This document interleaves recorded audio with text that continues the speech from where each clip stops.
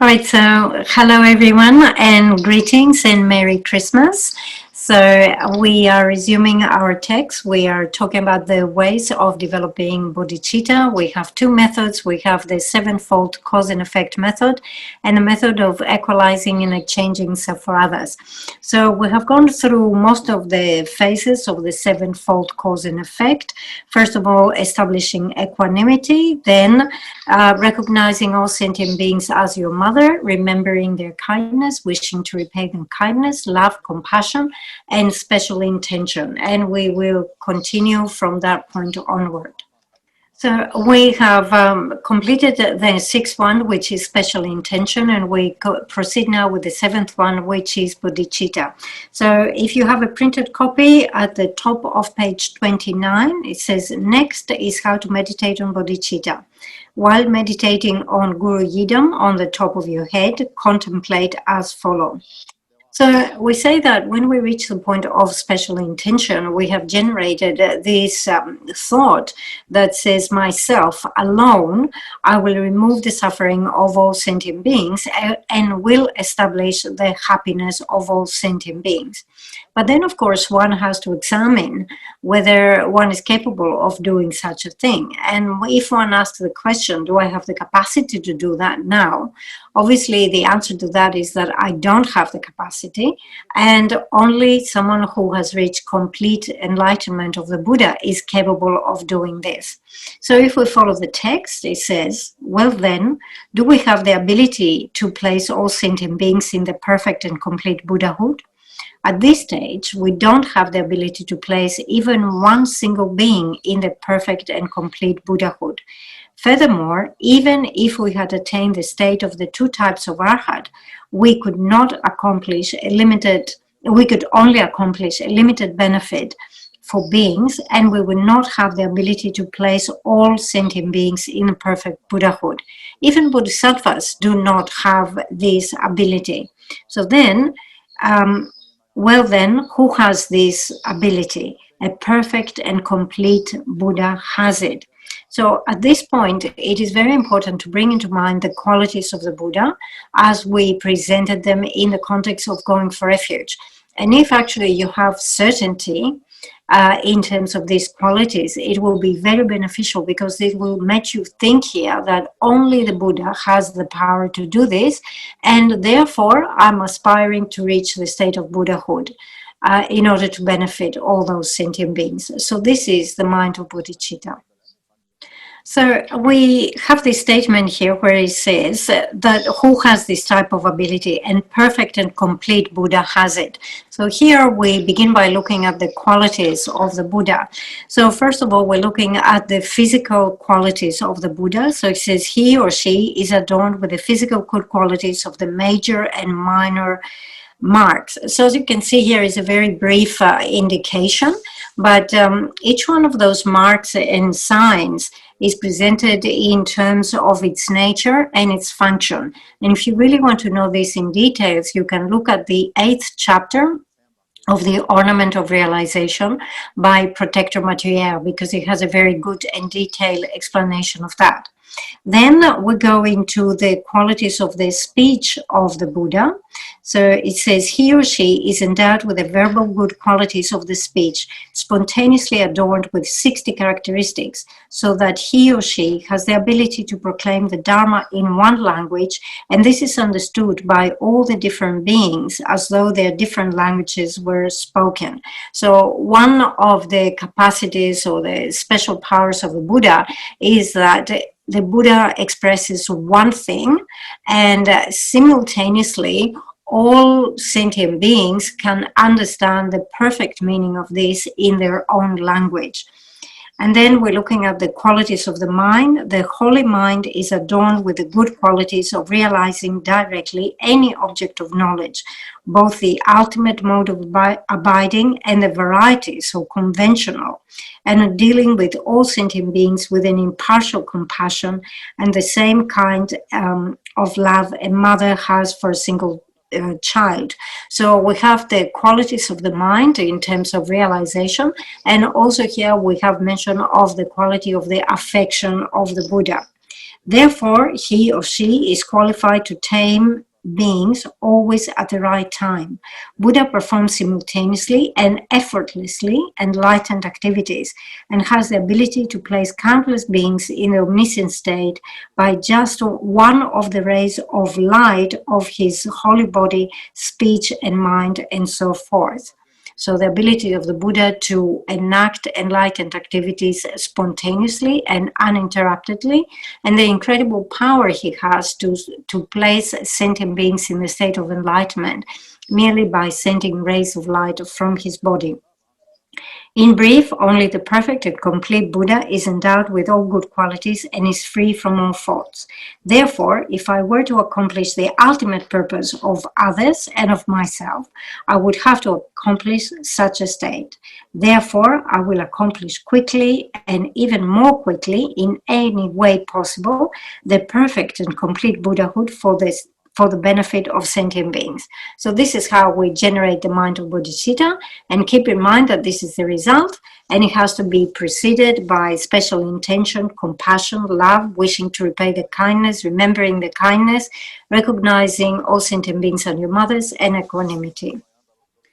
Okay, so as we say, we have generated the mind of bodhicitta that says, therefore, I will accomplish quickly and even more quickly in any way possible the perfect and complete Buddhahood for the benefit of all sentient beings. And then we say, I beseech you, Guru Yidam, please bless us so that we can practice in this way.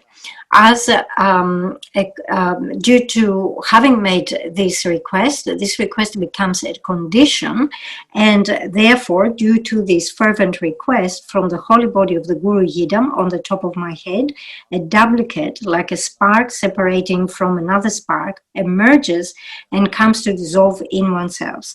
Imagine that you transform into Buddha Shakyamuni. So here you assume the aspect of Buddha Shakyamuni exactly as we have explained it and visualize it in the context of the field of accumulation. So you are sitting on a variegated lotus, moon and sun disk seats on a vast and high throne lifted by 8 big snow lions. You are of a luminescent gold hue. Your head is adorned with a crown protrusion. Your right hand touches the earth, and the left is in a meditative posture holding a begging bowl filled with nectar. You are clad in the 3 saffron robes. You are adorned with the major and minor noble marks of a Buddha, and you are in the nature of radiating light. You are sitting in the cross-legged position in a halo of bright light coming from your body. Whilst visualizing oneself as Buddha Shakyamuni, imagine offering to all sentient beings your body, wealth, and root of virtue in the form of 5 colors of rays of light radiated from your body. Imagine that due to all this, all beings obtain the excellent happiness of a fortunate rebirth, which is a higher rebirth as a human and a god, and definite goodness. So you send out all your root of virtue in the aspect of nectar and light that has those 5 colors. And in this way, you place all sentient beings in that state of happiness. Okay, so at this point where we visualize ourselves as Buddha Shakyamuni, and we say that we imagine that we radiate nectar and rays of light in 5 colors, we can actually elaborate in this visualization, and we visualize that we send out of our body nectar in 5 colors and also rays of light in 5 colors.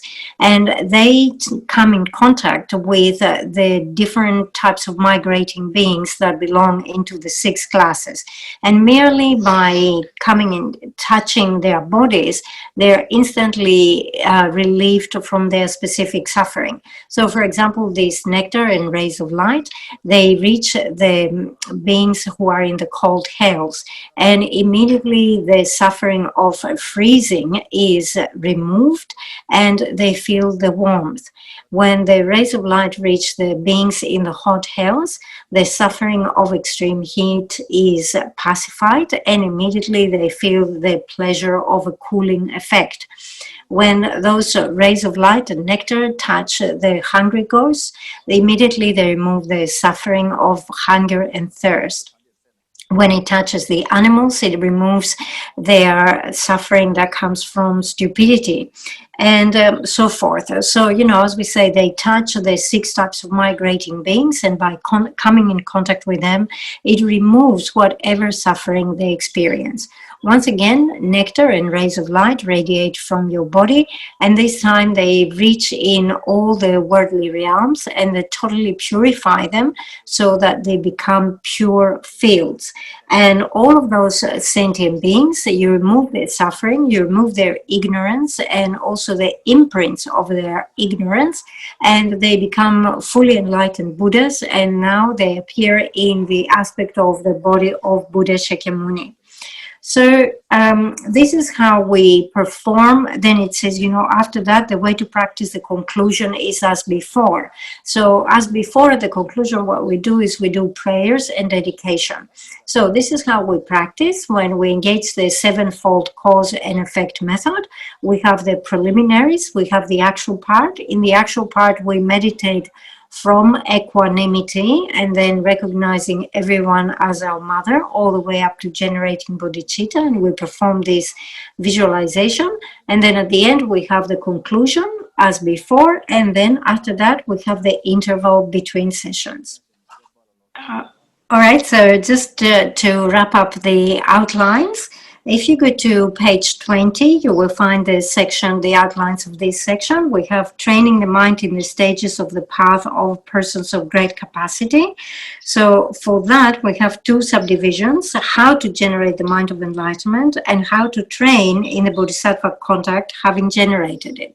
So for the first one, how to generate the mind of enlightenment, we have 2: the actual way of generating the mind for enlightenment and how to adopt the mind of enlightenment through ritual.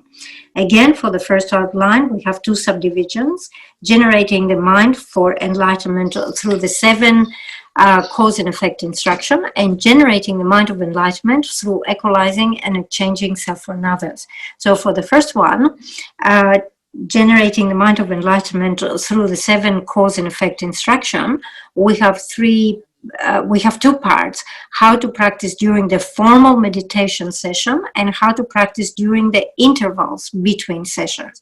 And for the first one, how to practice during the formal meditation session, we have 3. We have the preparation, the actual practice, and the conclusion. All right. So now we come to the second one, which is how to practice during the intervals between sessions. And if you look at what the text says regarding how to practice during the intervals between sessions, as mentioned before, one should study commentaries expounding the topics of love, compassion, and bodhicitta. So don't waste the time in between sessions reading all sorts of other things. You just focus on whatever you have been meditating upon. All right, so having presented the first method, we will continue now with the next method, which is how to generate the mind of bodhicitta by engaging the method of equalizing and exchanging self for others. So this is the method that is known as lojong or mind training. And we have a number of texts that present this training. We have the 8 verses of mind training. We have the 7-point mind training. We have So they all present this method of equalizing self and others and how to do the practice of Tonglen. This particular method is not presented in great detail in the Lamrim, exactly because we have a whole group of other texts that specifically deal with lojong. So you will find in the Lamrim text, we have a very good presentation of the 7-fold cause and effect method, but the equalizing and exchanging self for others is not so well developed. So anyway, here we will have a short section in this text, and we will follow that. All right, so as we can see here now, we're about to start with the second method here with the easy path, the method of equalizing and exchanging self for others. We need to understand that actually these two instructions for generating bodhicitta were two distinct lineages up to the point of Master Atisha. But Master Atisha actually combined these two methods. And from that point onwards, we have a single lineage that gives the combination of these two. So if we continue here with our text, so as for the second outline, it says, imagine clearly around you all sentient beings after having recollected the previous topics of an impartial attitude towards all sentient beings, recognizing all sentient beings as others' mother, remembering their kindness, repaying their kindness, and now thinking of the others and yourself, you engage in the practice of equalizing and exchanging self for others. So this actually gives us the steps of this method that combines the two together. So we begin with equanimity, then recognizing all sentient beings as the mother, remembering the kindness, and wishing to repay the kindness. So up to here, these first four steps are the steps of the sevenfold cause and effect method. And then from that point onwards, you begin with the exchanging self for others, which basically includes thinking about the benefits of exchanging self for others, thinking about the faults of not exchanging self for others. Then you see the capacity, how you have the capacity to develop to exchange self for others if you become familiar with that. And then we have the stages of meditating and the practice of Tonglen. Here in the easy Lamrim, we don't have all these outlines, but we can see the structure of this combined method. Okay, so as we can see here, first we go through the initial steps of developing impartial attitude towards all sentient beings, recognizing all sentient beings as one mother, remembering their kindness, and repaying their kindness. And you imagine clearly around you all sentient beings after you have established these steps. So now thinking of the others and yourself, if you check who you cherish and who you neglect, you will realize that the attitude of cherishing ourselves as more important and neglecting the others arises automatically. So if you check, if you do this visualization surrounded by all sentient beings, and say, now who do I cherish most? It will become obvious that the initial reaction that we have is that we cherish ourselves and we neglect others. So when it arises, contemplate. Cherishing myself and neglecting the others is not right, because we are the same in wishing for happiness and shunning suffering. Therefore, we should cherish the others as we cherish ourselves. So you start thinking, it's incorrect thinking. We're all the same. Everyone wants to have happiness. Everyone wants to avoid suffering. So we're all the same in this respect. Okay, so as we say here, we understand that we should cherish others as we cherish ourselves. And then the reason is why is it that we must cherish others? And the reason for that, it says, like we are delighted when others cherish us, so they will be delighted if we cherish them. All right. So it says the same way that it makes you happy when other people treat you well, when other people cherish you. Similarly, if you cherish others, that will make others happy as well. We say here that we need to develop this attitude that cherishes others, and as you can see here, there are different arguments and reasons for that. An additional reason is given where it says, moreover, in this beginningless samsara, wishing for our prosperity, we have cherished ourselves, but we have not accomplished our goal or that of others. Not only that, we have undergone many different types of suffering. So remember how we went through this training in the other method, the sevenfold cause and effect method, where we consider all the previous lifetimes that we had and the relationship we had with other sentient beings. So it says, consider this, and this will become yet another reason to cherish others. And there's additional reason. The reason that why we need to cherish others is because others becomes the source of all happiness and well-being. Everything that we need, we receive from others. So food, clothes, accommodation, service, good reputation, all of those things come from others. And therefore, it is important that we cherish them. So it's very good to employ different reasoning and logic here. And one additional thing to consider is that everything that is good that we experience and enjoy exclusively comes from others. So for example, the fact that we have a human body, this is the result of having practiced ethics. The result of having wealth and resources that we can enjoy is the result of having practiced generosity towards others. The result of having a beautiful body, beautiful aspect that is recognized and admired by others is the result of having practiced patience with others. And the result of being successful and being able to progress with every project or work that we do is through having practiced enthusiastic effort with others. So you can see actually whatever results, whatever goodness, whatever well-being that we enjoy is a result that comes by depending upon others. So consider this when you find reasons to cherish others. So as you can see, the first part is actually giving reasons that establish that it is suitable and it's a good idea to cherish others. And so we're looking at the benefits of cherishing others. And then we're looking at the disadvantages of only cherishing ourselves.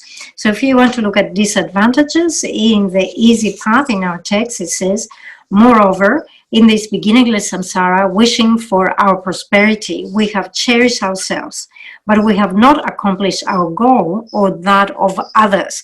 So this is, a very important point. Since beginningless time in samsara, we're always chasing something. We're chasing prosperity, we're chasing success, we're chasing well-being for ourselves. But as we do this, we have not been able to achieve our own goal or to benefit anybody else in this pursuit of happiness and well-being. And what is the reason for that? The reason for that is because we have this self-cherishing attitude. So you can see self-cherishing attitude here is presented as the source of all decline, all degeneration, all problems within samsara. So it says not only that, we have undergone many different types of suffering. Therefore, since cherishing oneself is the cause for all types of harm, the samsaric sufferings and the three unfortunate rebirth suffering and so forth, I will not generate the self-centered attitude. It has not yet been generated, and I will abandon these types of attitude that have been already developed. So in terms of self-cherishing, everything I have developed, I will abandon it. And if I have not generated, I will definitely avoid it. Moreover, since the altruistic attitude is the font of all good qualities, I will generate it newly if it has not yet been generated. And I will improve the one that has already been generated. And then we'll make the request, I beseech you, Supreme Guru Yidam, bless us so that we can practice in this way. Okay, so we continue with the easy path. In brief, Buddha has achieved a complete and perfect enlightenment through neglecting oneself and cherishing others, i.e., through accomplishing only others' benefit. If I practice in this way, I will also attain quick enlightenment. Not having practiced like this, I have wandered in samsara until now. So we contemplate the position we're in and the reason for that. Moreover, as long as a self-centered attitude remains in my heart, the altruistic attitude will not arise newly in my mind. So as long as I have this self-cherishing, it is not possible to have the cherishing of others. Were it to be generated, it would not be able to remain continuously. Therefore, one should not generate the mind cherishing oneself and neglecting others, even for a moment. Cherishing others and neglecting oneself means taking upon myself all suffering and sins of others. Through offering to all my happiness and virtue, I will free all sentient beings from their sufferings, and I will bring about the perfect happiness for them. So this is how we practice taking on their negativities and suffering upon ourselves and sending them all happiness and causes of happiness to others. So actually here, if we were following the 7-point mind training, we will follow the following outlines. First of all, how to generate equanimity. Second, thinking about the faults of self-cherishing. Then thinking about the benefits of cherishing others. Setting the intention to practice it. And the fifth one is the actual way of doing the practice of Tonglen. Here in the easy path, we don't have those outlines so clearly presented. However, we can identify all these parts. So we say the first part is to develop equanimity, and this comes with the words that say, you know, we're all equal. Nobody wants to experience suffering. We all want to experience happiness. And so these are the words that establish equanimity. Then after that, we're looking at the faults of self-cherishing. And the faults of self-cherishing are the words that say, you know, since beginningless time, I have been in samsara, and all I have done is to experience suffering. I have not achieved anything else. So these are the faults of self-cherishing. Then we're looking at the next one, which is the benefit of cherishing others, which is the words that establish that all goodness and well-being, all those good results, prosperity and so forth, come from cherishing others. Then we're looking at the example of Buddha Shakyamuni, where it says, look at Buddha Shakyamuni. He is someone who has reached the state of enlightenment by cherishing others. In contrast, I have remained within samsara because all I do is just cherish myself. So with this example, we are setting the intention to actually change things so that we can develop cherishing others. And finally, we have the actual meditation of Tonglen, which involves the two phases of taking, where we say, I will take the suffering of all sentient beings upon me. And then the giving, where we say, I'm giving all my virtue and happiness and well-being to others. All right, so it finishes with the words that says, cherishing others and neglecting oneself means taking upon myself all suffering and sins of others, and through offering to all my happiness and virtue, I will free all beings from their sufferings and will bring about a perfect happiness for them. So with those words where we say, I will take upon myself all the suffering and negativity, and I will offer my happiness and virtue so that I will free all beings from their suffering and will bring about their perfect happiness. This is the special intention. And then the next step after that, it says, anyhow, now I don't have such ability. Who may have such ability? A perfect Buddha has it. So I will achieve the complete and perfect state of Buddhahood for the sake of all other sentient beings. So this is the generation of Bodhichitta. And then it is followed by the request where it says, I beseech you, Supreme Guru Yidam, bless us so that we can practice in this way, and so forth. Okay, so with these words, we have come to the end of the second type of training, which is training in bodhicitta through the method of equalizing and exchanging self for others. So as you can see here in this method of equalizing and exchanging self for others, when we do the practice of Tonglen, when we do the taking, we take out of compassion, and when we do the giving, we give out of love. And obviously prior to that, we have the special intention. So you can see here how we identify those steps that we had in the other method, the method of the sevenfold cause and effect method. Okay, so up to here, we have presented both of those methods for generating the mind of bodhicitta. Okay, so we actually have a very good presentation of the method of equalizing self and others in the Liberation in the Palm of Your Hand. because it's a very good presentation according to the 7-point mind training. But today it doesn't seem like we have the time to go through this method. However, it's a very good presentation there. So we're going to continue with the easy part, and then you can see it continues at the top of page 32. It says, as for the second outline, how to adopt the mind of enlightenment through its ritual, there are 2 outlines. Okay, so if we go at the original outlines, is how to generate the mind of enlightenment and how to train in the bodhisattva contact generating it.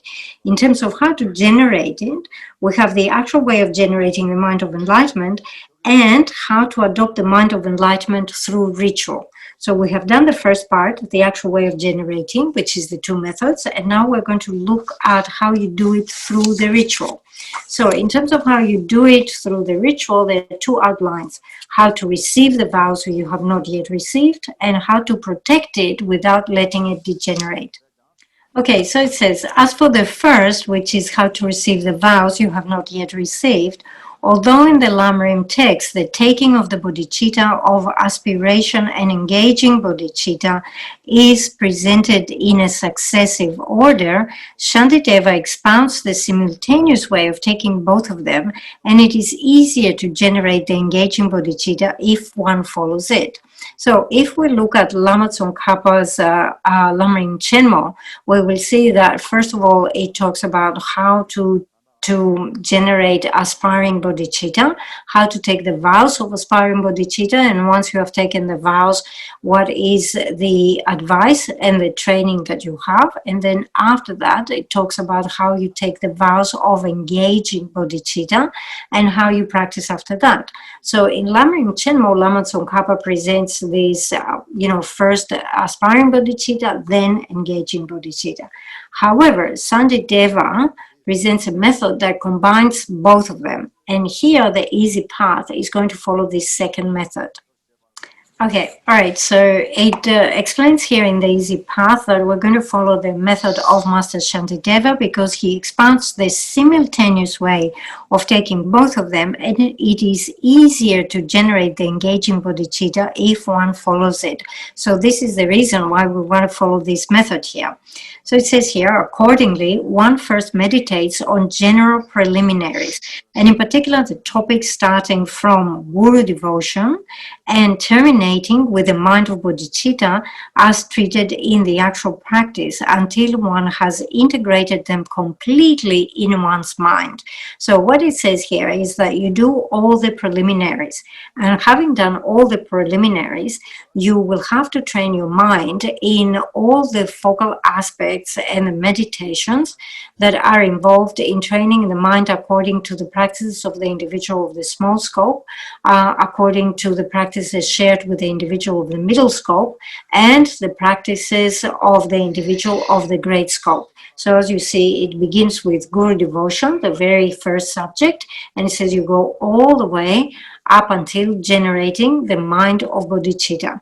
So once you have thoroughly trained the mind in this, we have totally integrated them in your mind.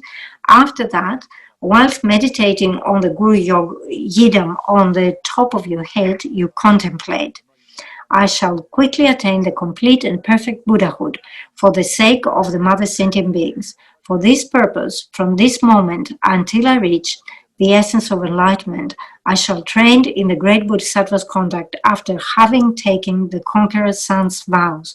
I shall attain Buddhahood for the sake of all sentient beings.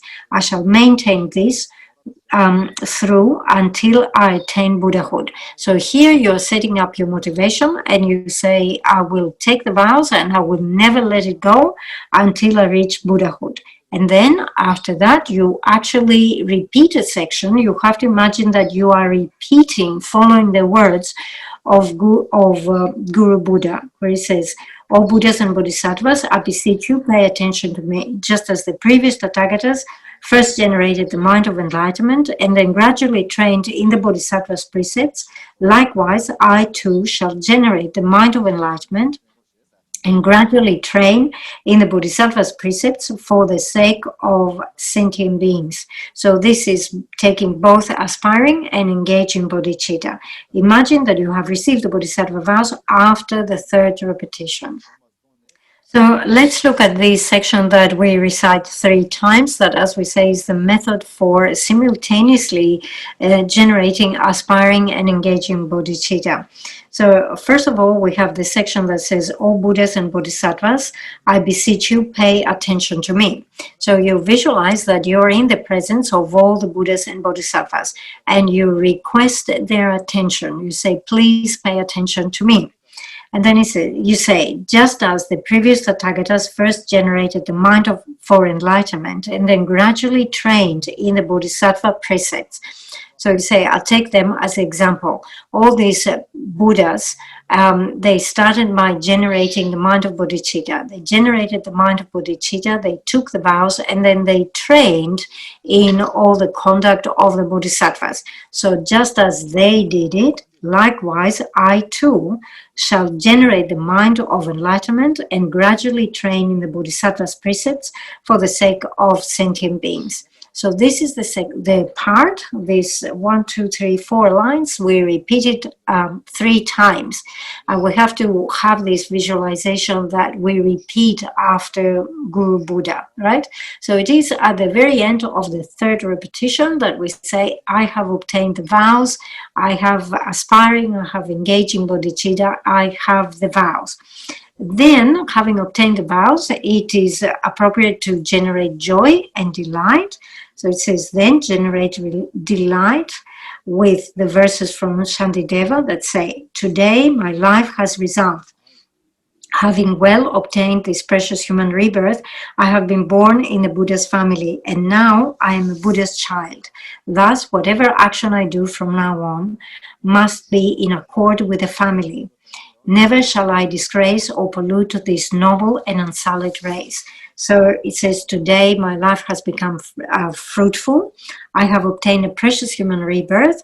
And by taking the Bodhisattva vows myself, I have entered into the Buddha family. I have become a Bodhisattva.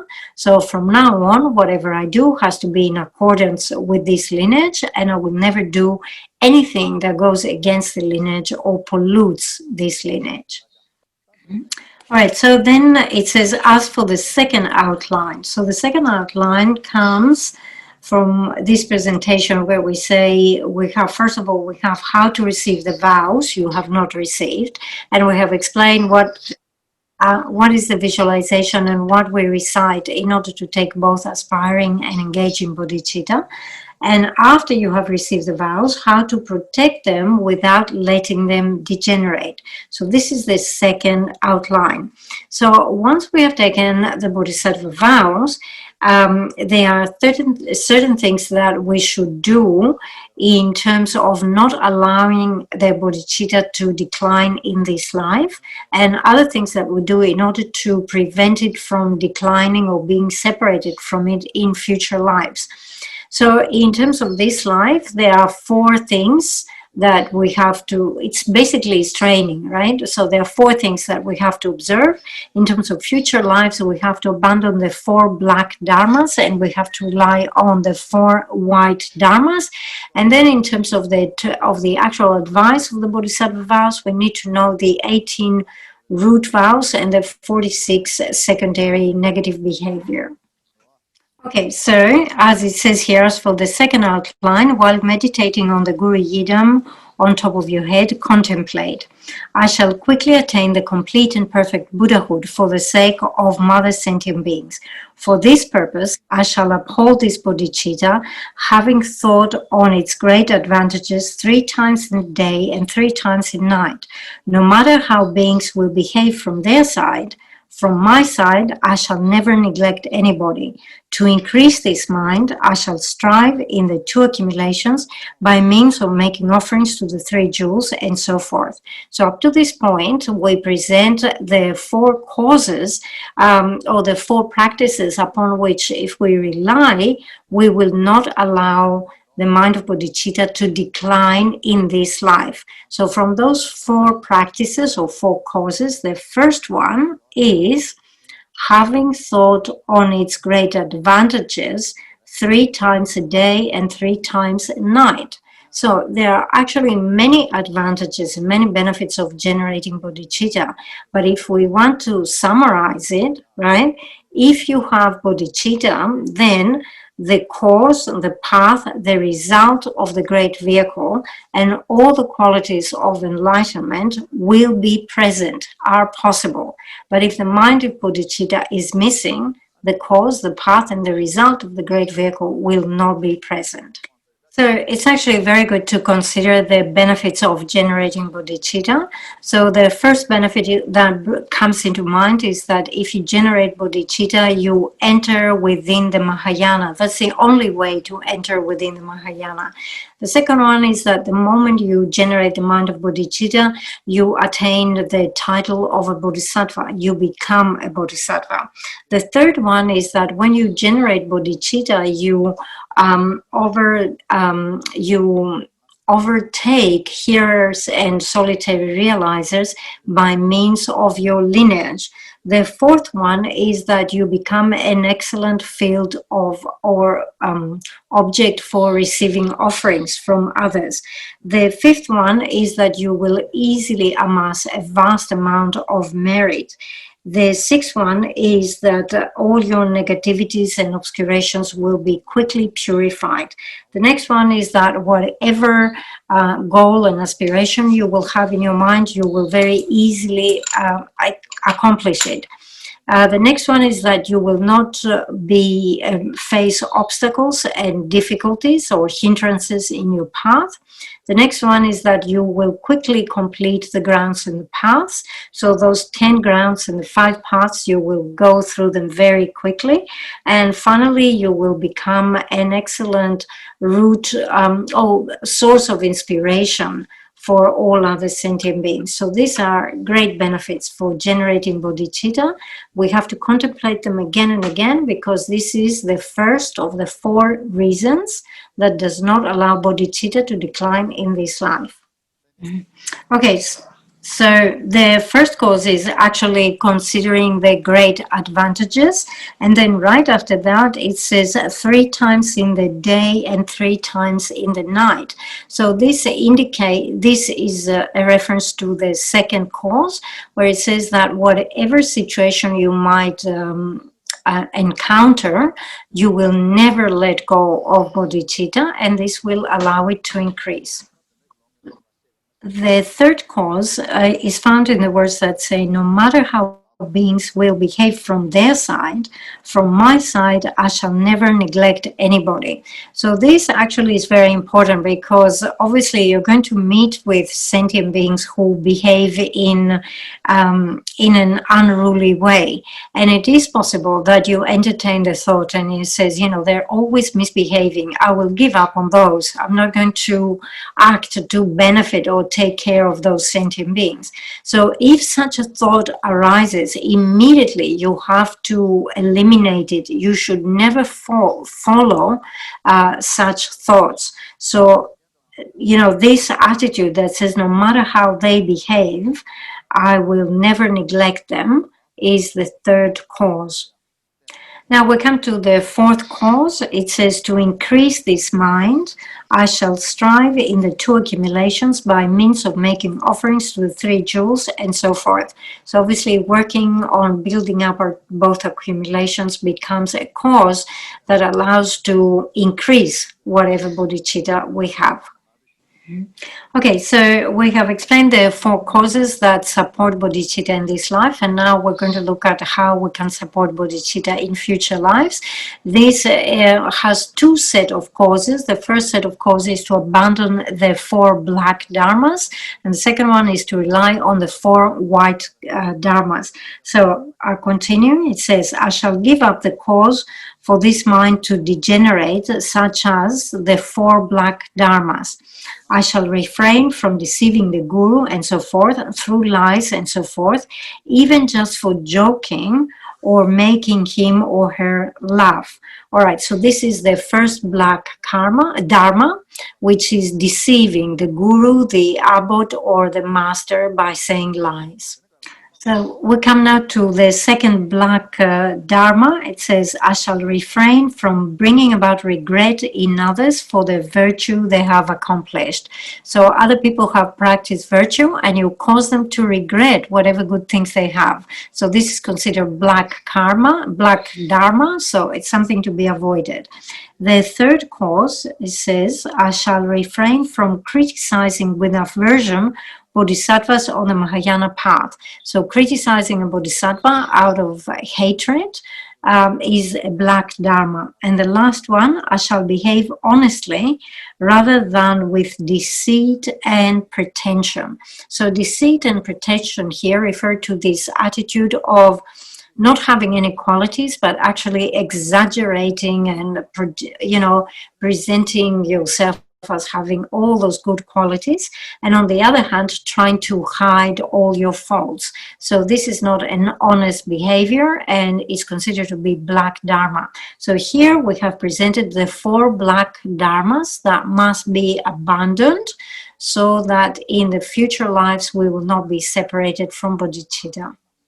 Okay, so the next one, it says, I shall practice all causes for this mind to improve, such as the 4 white dharmas and so forth. So the 4 white dharmas here is, first one, abandoning all lies, even if it is for a joke. The second one is always behaving with total honesty and without deceit with other sentient beings. The third one is always praising bodhisattvas as if having the recognition that they have the qualities of our teacher. So looking at bodhisattvas as if they were Buddhas and always praising them. And the fourth one is always engaging in activities that will lead other sentient beings into the state of complete enlightenment. So we have explained here the 4 white dharmas. So they become causes for never to be separated from bodhicitta in future lives. Okay, so we have explained the different ways of not allowing bodhicitta to decline in this life and making sure that we remain connected with bodhicitta in all our future lives by abandoning the 10 black dharmas and by relying on the 10 white dharmas. And then after that, it says, in brief, I shall protect even at the cost of my life until the attainment of the essence of enlightenment, the bodhisattva vows, refraining from the 18 root misdeeds and the 46 secondary infractions without never letting them degenerate. So finally we make this promise, is a solid promise, that we will not let any of the root downfalls or the secondary infractions in relation to the bodhisattva vows occur, that we will not allow these vows to degenerate from now until we reach the state of enlightenment. And after we have made this promise, then we make the request as before. So I beseech you, Supreme Guru Yidam, bless us so that we can practice in this way, and so forth. So then again we have the descent of nectar as usual when we do the request. Okay, so as we say here, we make the promise where we say, I will not break any of the root vows, or I will not engage in the secondary infractions. I will not allow the vows to degenerate. Although we make this promise, it is possible that some faults might occur, and if some infractions indeed occur, then we should not be careless and we should not think that, oh, it doesn't matter, it's not important. On the contrary, we should try very hard to completely purify whatever broken vows and commitments in terms of the bodhisattva vows we have. Okay, so another thing here to keep in mind, we have given the method of taking both aspiring and engaging bodhicitta through the means of the ritual. So the people who have already received many initiations, it is absolutely fine for those people to go through this ritual and take the bodhisattva vows with both aspiring and engaging bodhicitta. However, it is said that if you are someone who is capable of generating aspiring bodhicitta, but you are not capable of engaging in the training, and you cannot keep the advice that comes with these aspiring bodhisattva vows, then it says you should not and you cannot take the vows by making this promise in the ritual. Okay, so what that indicates is that prior to going and making this promise, right, and repeating these words through the ritual, you actually have to ask the questions, what is involved with the bodhisattva vows? And someone will explain that when you take bodhisattva vows, this is what you have to keep, this is how you have to behave. And then you see, am I capable of keeping all those things or not? And if you decide that you're capable and willing of trying to keep all those things, then you can go through the ritual and you can assume the bodhisattva vows. It is much better to take first aspiring bodhicitta, vows of aspiring bodhicitta, and then vows of engaging bodhicitta according to your capacity. If it is not good to go all at once in the beginning and take both aspiring and engaging if you're not capable of doing this training. All right, so this is something to understand. Okay, so as you can see here in the easy path, we have this method of the ritual where we simultaneously take aspiring and engaging bodhicitta. But this is a very important point here to understand.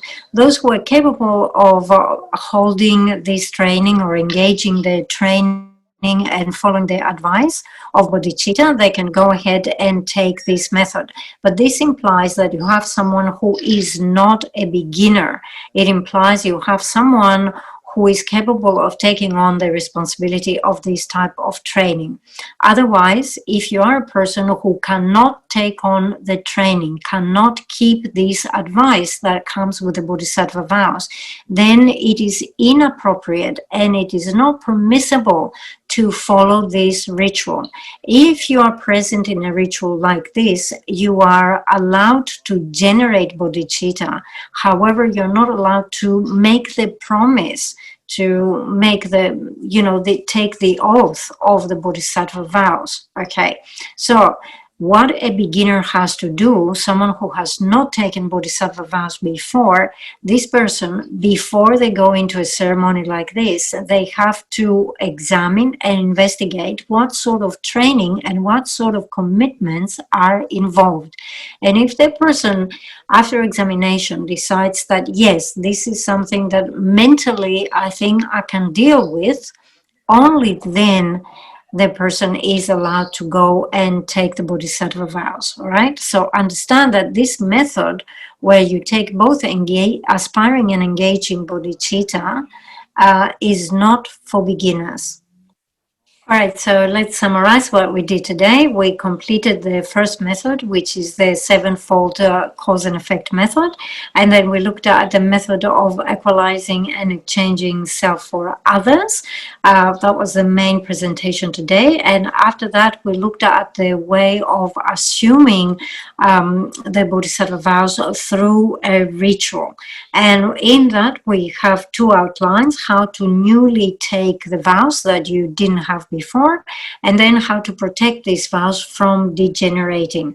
In terms of how to newly take the vows, in the easy path, we have this method where we take simultaneously vows of aspiring and engaging bodhicitta. But we have explained that in Lamrim Chenmo, Lamrim Tsongkhapa explains these two things not simultaneously, but you take them in order. So first of all, you take aspiring bodhicitta, and then you take the vows related to the engaging bodhicitta.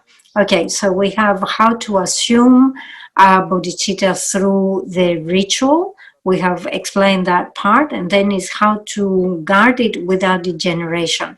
There are different things we can do in order to avoid degeneration of bodhicitta in this life, and there are different things we can do in order to avoid being separated from bodhicitta in the future lives. Altogether, if you add those causes or conditions, they add up to 12 different causes. All right, then after that, we looked at the actual commitments that come with engaging bodhicitta, which are safeguarding the mind against the 18 root downfalls and the 46 secondary infractions. Okay, so this is in terms of how to generate the mind of bodhicitta, and then what follows after that is how to train in the bodhisattva conduct after generating the mind of enlightenment. So this will be the subject of our next class.